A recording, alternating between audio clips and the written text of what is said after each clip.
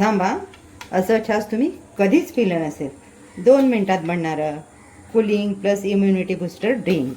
पूर्वी आजी एक खास छास बनवायची, तिच्याकडे सगळे ते मागायचे. आज त्याच ट्रेडिशनल सिक्रेट रेसिपीला मॉडर्न ट्विस्ट देऊन बनवणार आहोत.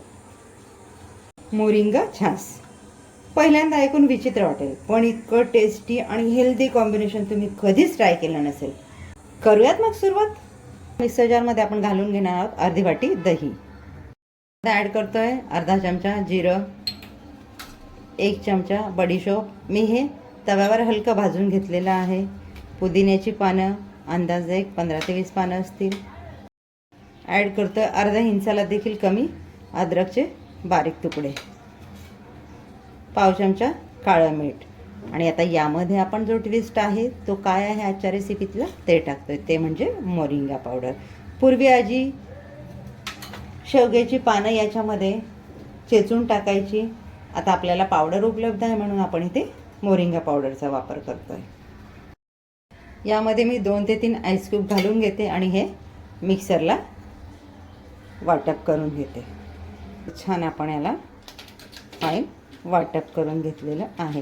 आता मी इथे आईस क्यूब घातल्या. तुम्हाला आईस क्यूब नसेल घालायच्या तर यामध्ये अर्धा ग्लास पाणी ॲड केलं तरी देखील चालेल. तुम्हाला छास ताक किती पातळ घट्ट हवं आहे त्या अनुषंगाने तुम्ही इथे पाणी ॲड करू शकता. ग्लासात मी घालून घेते अर्ध्या लिंबाचा रस. अर्धा चम्मचच लिंबाचा रस इथे पुरेसा होईल. यामध्ये घालून घेऊयात आपण आईस क्यूब्स, रेडी केलेलं मोरिंगा ताक.